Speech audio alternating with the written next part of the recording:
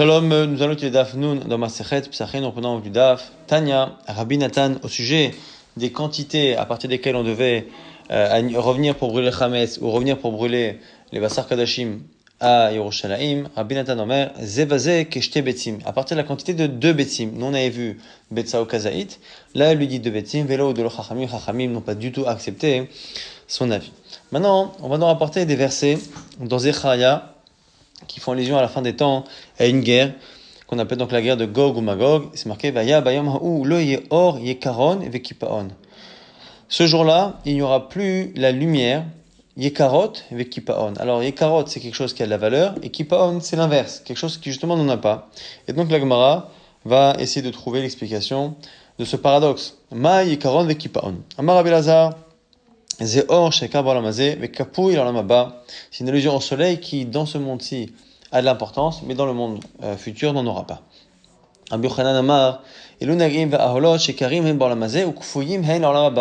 C'est une allusion à l'étude des sujets compliqués comme Negaim ve Ahalot, tout ce qu'il y a à la Touma, ou tout ce qu'il y a à Negaim, les plaies de Tsara'at, qui sont difficiles dans ce monde-ci, mais qui seront dans le monde futur faciles. Rabbi Yehoshua ben Levi Omer, ce sont les gens qui ici sont importants dans ce monde-ci et qui ne le seront plus dans le monde futur. Comme l'histoire là-bas de Rav Yosef, le fils de Rav Yehoshua ben Levi, qui est tombé malade et qui a perdu connaissance et qui a failli finalement mourir, et qui lorsqu'il est revenu d'une certaine manière à la vie, Amalé Abou, à son père, lui a dit Maï Chazita, qu'as-tu vu? Amalé lui a dit Ola Mafour, j'ai vu un monde à l'envers. Ailonim le mata. Et Tartonim, les gens d'en bas sont en haut, et inversement, Amalo lui dit béni, Olam Barour Ra'ita. Tu as vu un monde clair. Vadan Echi Atam, après il lui a dit, et nous, les Talmidei Chachamim, où sommes-nous dans le monde futur? Kechi de Itu Anan Acha, Achi Atinan. Atam lui dit, de la même manière que nous sommes ici élevés, eh bien là aussi, nous sommes élevés. Shamati Shayomrim, Ashri Misheba Lekan, Vitalmud Biyado. J'ai entendu qu'on disait, heureux est celui qui vient ici, avec son Talmud, son étude dans la main. Shamati Shayomri, mais j'ai entendu également qu'on disait qu'Arugé Malchut, aucun homme ne peut s'approcher de l'endroit du niveau de ceux qui sont Arugé Malchut, qui ont été tués par les Romains. Alors Gemara cherche à comprendre de quel Arugé Malchut on parle. Au Manihu, qui sont-ils? Il est Rabbi Akiva vechavera. Si tu dis que c'est Rabbi Akiva et ceux qui ont été tués par les Romains à son époque, Mishum Arugé Malchut vetulo. Quoi? Simplement parce qu'ils ont été tués par les Romains. Et là, non, Arugé Lod. Alors Rachid nous explique que ces deux frères qui se sont dénoncés en mentant aux Romains, parce que les Romains voulaient tuer tous les Juifs, parce que la fille de César avait été assassinée, et donc ils se sont dénoncés pour sauver leur âme Israël. C'est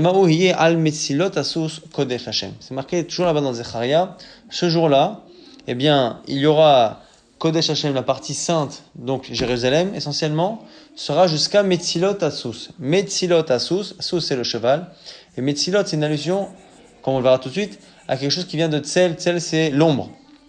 Maï Metzilot Assus, c'est quoi Metzilot Assus? On va Rabbi Yehoshua ben Levi, Atid HaKadosh Baruch Hu l'osif al Yerushalayim. HaKadosh Baruch Hu va rajouter sur la superficie de Jérusalem de quoi faire en sorte que Assus ratz ou Metzel, jusqu'à ce qu'un cheval puisse courir et avoir de l'ombre sous lui. Quand est-ce que le cheval a une ombre qui est sous son corps? C'est à midi.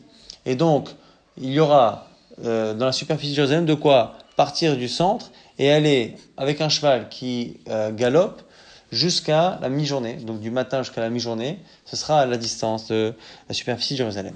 Rabbi Elazar Amar Kol Metzilot Shetolim Lasus Ben Aenav et Kodesh Hashem. Lui dit non, Metzilot ici c'est une allusion aux décorations que on mettait sur les chevaux. Souvent on leur mettait des cloches, des décorations.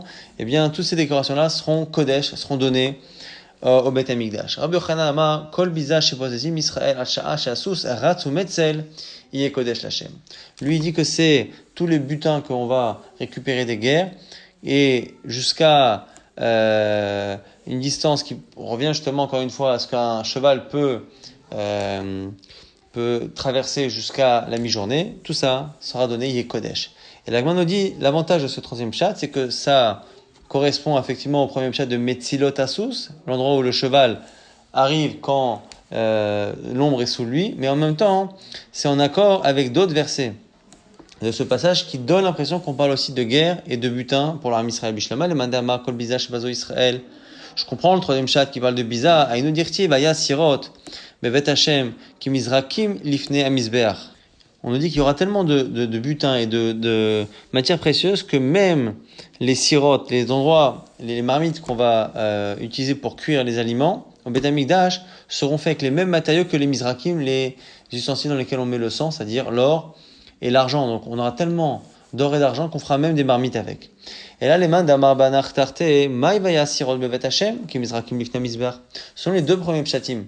On a dit que Metzilot Asous, ça n'a rien à voir a priori avec un butin. Comment comprend le verset Vaya Sirot?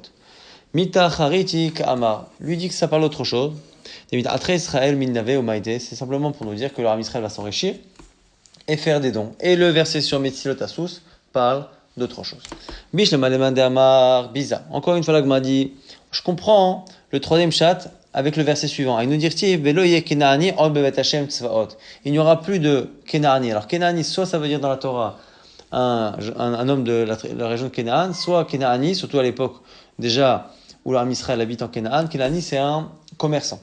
Donc il n'y aura plus de commerçant au Beth Amikdash. Pourquoi? Parce qu'en général, le Beth Amikdash était obligé parfois de vendre des objets qui lui appartenaient pour faire fonctionner le Beth Amikdash. Mais si à un moment donné, il y a beaucoup de dons qui ont été faits au Beth Amikdash, le Beth Amikdash n'a plus besoin de vendre. Donc s'il n'a plus besoin de vendre, il n'y a plus de commerçants sur place. Et là, les Madame Aranar Tarte et Maï Velohie Kenani, selon ceux qui disent que finalement le texte ne parlait pas d'un butin énorme et qui va enrichir le Beth Amikdash, pourquoi on dit qu'il n'y aura pas de Kenani? Marabiamia En Kanani. Lui, En Kanani, il faut le décomposer. En Kanani, il n'y aura plus de pauvres. Kenani, mais là, des écrits de Taga. Maintenant, on revient sur le chat précédent. On a vu que Kenani, ça pouvait être un commerçant. D'où savons-nous qu'un commerçant s'appelle Kenani?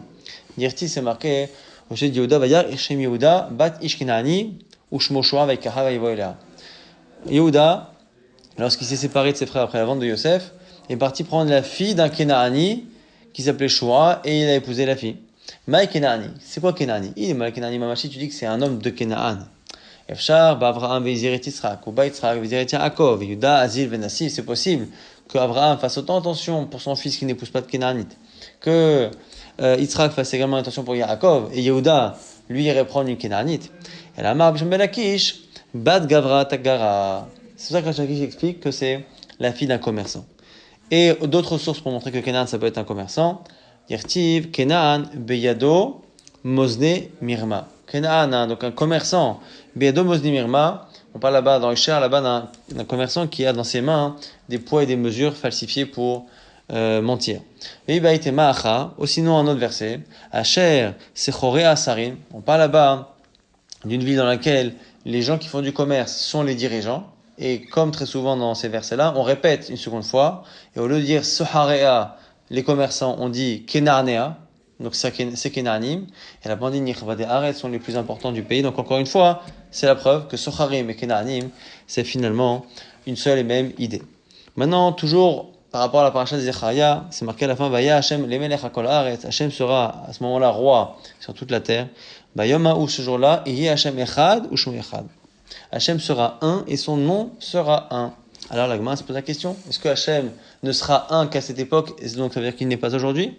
Atu aina lavechadu, amar abacha bachanina, lo ka'olamazeh ha'olamaba. Non, ce monde-ci n'est pas comme le monde futur. Ha'olamazeh al besorot tovot omer baruch atov ve'hametiv, al besorot ra'ot omer baruch de'emet. Aujourd'hui, lorsque quelqu'un vit une nouvelle agréable, il dit baruch atov ve'hametiv. Il remercie Hashem qui est bon et qui fait du bien.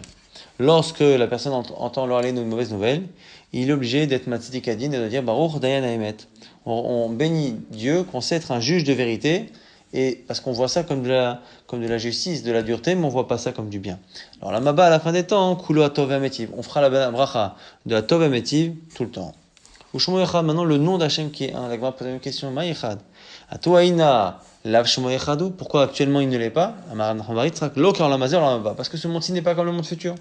Dans ce monde-ci, on écrit le nom d'Hachem avec les lettres Yud, He, Vav, He, donc les 4 lettres du tétragramme, mais simplement, on le prononce différemment. On le prononce le nom de Adnut, c'est-à-dire Adonai.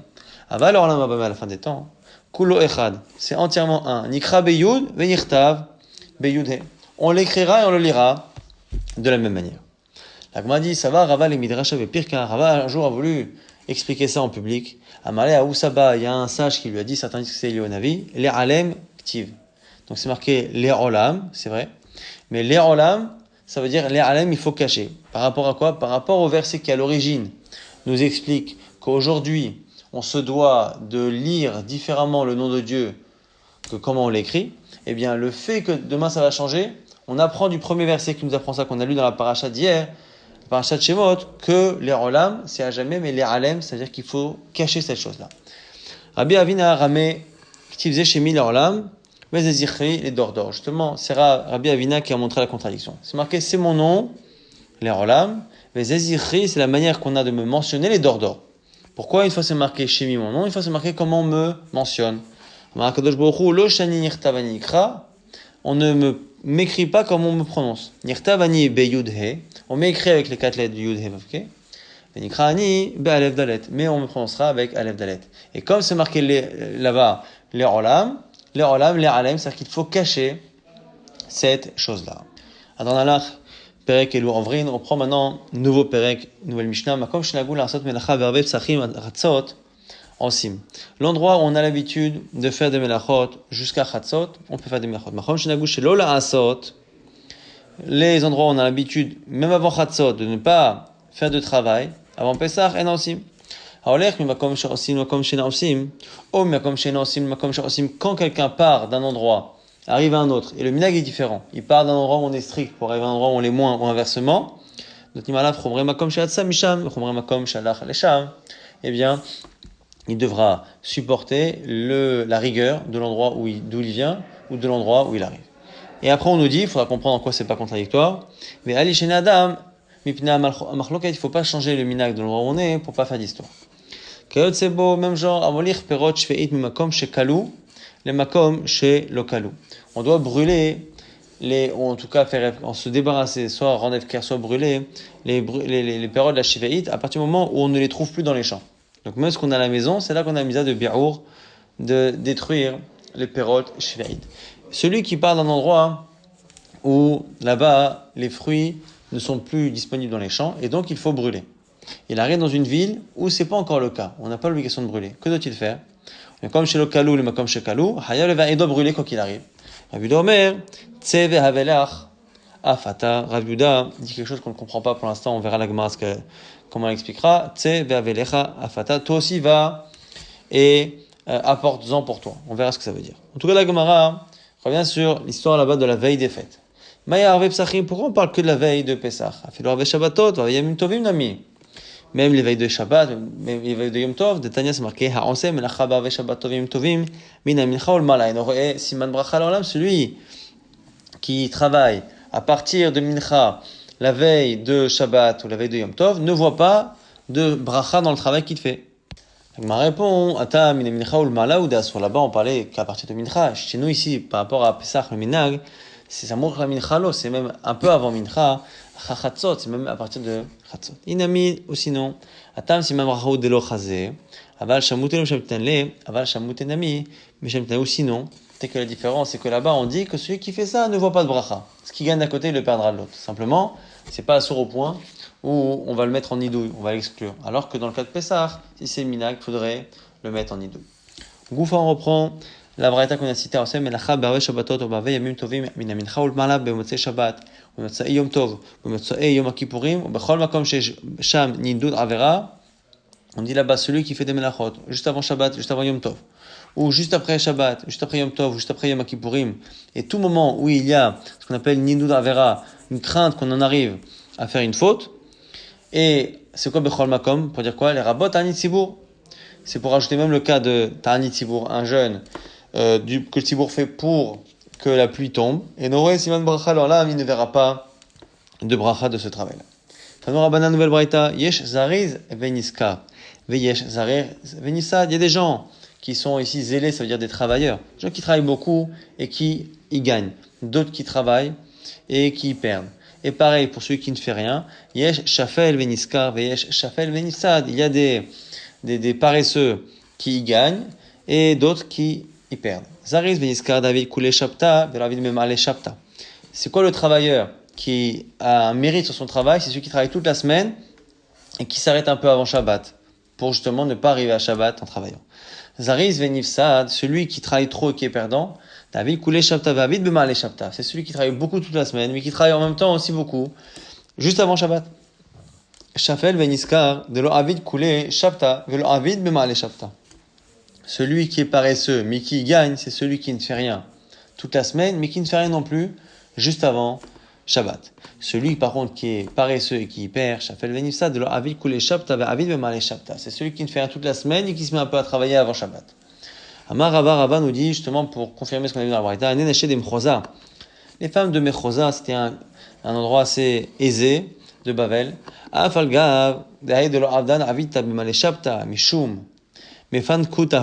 Même si la raison pour laquelle elles ne font rien juste avant Shabbat, c'est parce qu'elles sont délicates et que ce ne sont pas de grandes travailleuses. Pourquoi? Parce que finalement, tous les jours de la semaine, elles ne font pas grand-chose. Elles ont quand même le statut de celles qui sont paresseuses, mais qui y gagnent. Donc elles ont un mérite d'une certaine manière. Rava objectait des versets les uns aux autres. C'est marqué dans Télim Ktiv, Ki gadol ad shamaim chazdecha. La générosité d'Hachem est grande jusqu'au ciel. A priori jusqu'au ciel et pas plus. Et il y a un autre verset, toujours là-bas, dans Télim qui dit quoi? Ki gadol me'al shamaim chazdecha. Car ton chesed, ta générosité, est plus haute, plus grande que le ciel. Ah, alors plus haute ou aussi haute? À Ketzad, kan be'osim lishma, mais kan be'osim shelo lishma. Ça dépend si Hachem récompense quelqu'un qui a fait une mitzvah avec une intention pure, désintéressée, ou une raison intéressée. Ou des Rav, Yehuda, Amarav, comme a dit Rav Yehuda au nom de Rav, Damar Yehuda Amarav, un homme doit toujours étudier la Torah et pratiquer les mitzvot, même sans que l'intention soit pure. Parce qu'on commence comme ça, on finit par être lishma. Tanora Banan, on a une braïta. On a parlé de ce qui apportait la bracha ou pas. La Gemara va donner des conseils de métier à choisir ou à éviter pour la bracha. Celui qui attend que ce soit sa femme qui lui donne de quoi vivre, ou qui veut gagner l'argent avec Rechaim, la meule qui permettait d'écraser les choses, ou par exemple même pour d'écraser les olives. Cela, c'est pas un bon travail, c'est pas si mal bracha. Srarishto, pourquoi? Matkulta. Ce qu'on appelle ici Srarishto, c'est Matkulta, c'est une femme qui se promenait, qui avec des poids, des poids et des mesures pour les louer aux gens qui en avaient besoin. Ça rapporte pas beaucoup. Rechaya, Agarta, c'est le fait de l'utilisation de son Rechaim. Là aussi, ça demande beaucoup d'efforts et c'est pas très rentable.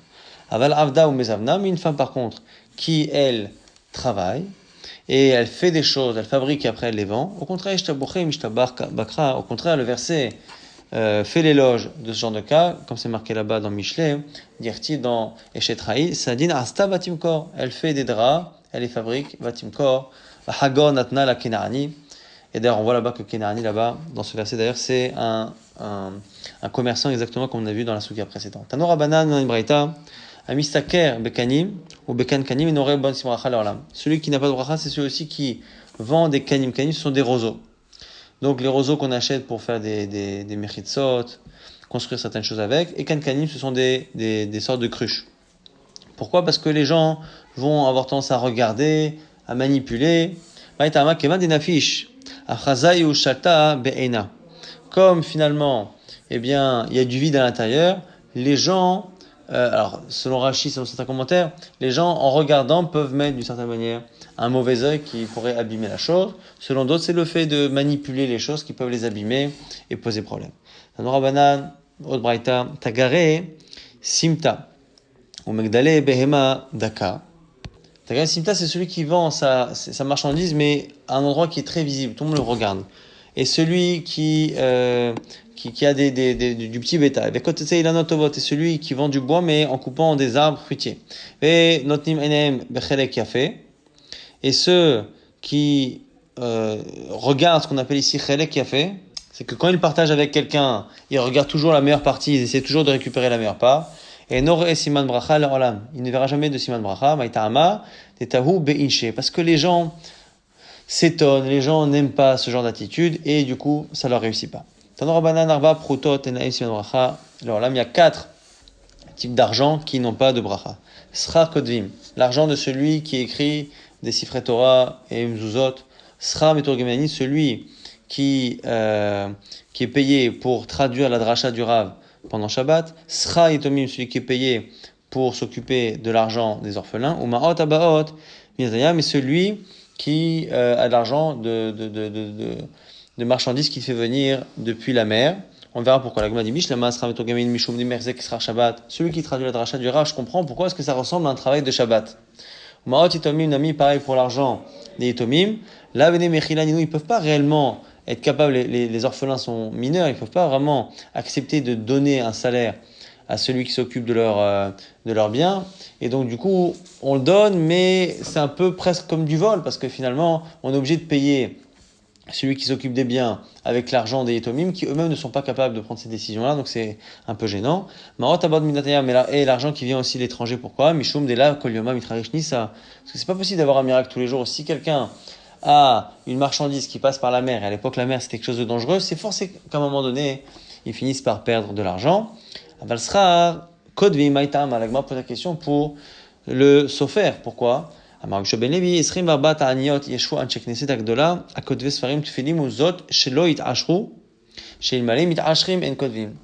Les Chachamim de la Grande Assemblée ont fait 24 jeûnes pour demander à Hachem que les sofrim ne s'enrichissent pas, de peur qu'en devenant riches, ils arrêtent d'écrire et qu'on n'ait plus de Sefer Torah. Tanora Banan, Kodve Sfarim Tfilim Uzot, En. Tagareem, Tagare, Tagareem, Kol Sharskim Bimlechet, Shomoim Laetouye, Moche Trelet, et Nanoraim Siman Bracha Leolam. La Braïta nous dit, ceux qui vendent Stam, donc Sefer Torah et Tfilin ou Mzuzot, ceux qui les vendent après derrière eux. Il y a ceux qui écrivent, ceux qui les vendent, et après ceux qui vendent, on va dire, et qui ont acheté des secondes, donc on va dire les sofrim, les grossistes et celui qui vend en détail, eh bien tout cela, ils n'ont pas de bracha. Et quand on dit kol haoskim, c'est pour ajouter, même celui qui vend le techelet, le fil bleu du tzitzit, ne voit pas de bracha. Veimoskim lishma, roim, si par contre ils le font avec une intention pure, ils ont la bracha. Bene Beishan, nahug delo avo azlim mitzon letidom memale shabta. Les gens de la ville de Beishan avaient l'habitude de ne pas voyager comme ils le faisaient tous les jours, depuis Tzor jusqu'à Tzidon, la veille de Shabbat. Ato benayu kamed Rabbi Yochanan, les enfants sont venus à Rabbi Yochanan. Ils ont dit voilà, Amrou Avhatin Efshar Leu. Nos parents avaient les moyens, pouvaient se permettre de ne pas travailler à ce moment-là. Mais nous, non, Anan, Lo Efshar Lan. Est-ce qu'on a le droit de ne plus de transgresser le minhag de nos parents? Alors Rama il leur a répondu Gvar kiblu avotechem alehem. Vos parents ont déjà pris sur eux. Shema Shema Beni Moussar Avicha. Et vous, on vous applique le verset là-bas, Shema Beni. Écoute mon fils, le Moussar, la morale de ton père, V'atitosh Torah Timecha, et ne t'écarte pas de la Torah de ta mère. Et de là, vous êtes obligés de respecter le minhag de vos parents.